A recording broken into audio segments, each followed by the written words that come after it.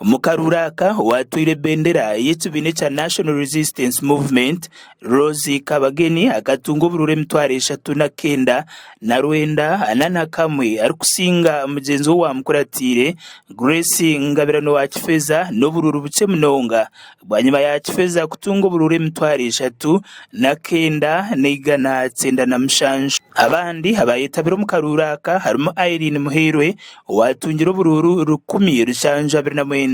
hamwe na Fancy Brenda Nirere watungira ubururu 15 banyuma yo kurangirira Kabageni ngo yasinzire akaruru ako kwata bendera y'Ekibiina cha NRM mu karuru kabakazi mu district eji abembezi b'Ekibiina eki abatari bamwe na bamwe mu district ya Kisoro bakargayo bakanise byarigiro mu karuru bari kugira ngo abantu batorine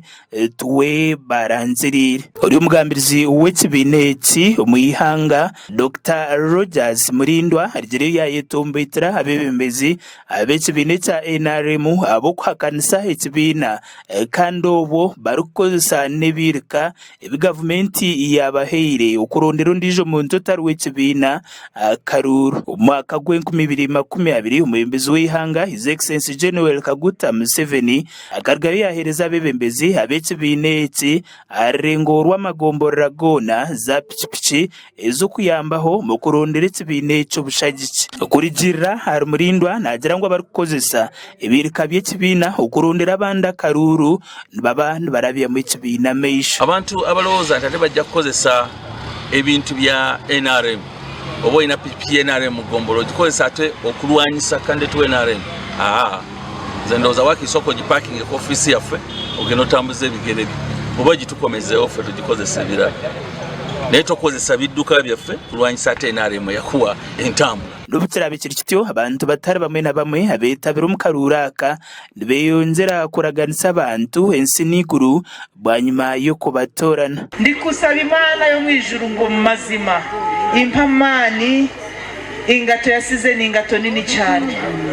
ni ingato nini irimo ibyiza ni ingato nini iri mu rukundo ni ingato nini irimo abanyagisoro bose ni ingato nini irimo amajambere ndigusaba ngo nanjye ikirenge cyanje ni kinini takuva kuri muko ukagira bikokora ukagira ndeko na mabende bagiraga MP uyi harya kabaka ifeza ni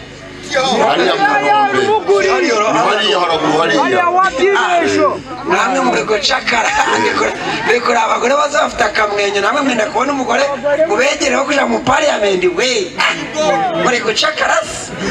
none ariko rero akifeza. And I call upon the people of Kisoro once again. Let's come together, let's work together for our people. Let's do things that can unite the people of Kisoro. This is not the time to fight, it's the time to work for the people of Kisoro, to fight poverty. I want Kisoro to be a tourism city.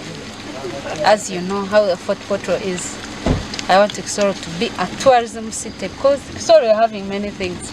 and Kisoro is earning much from tourism. Socio-economic infrastructure.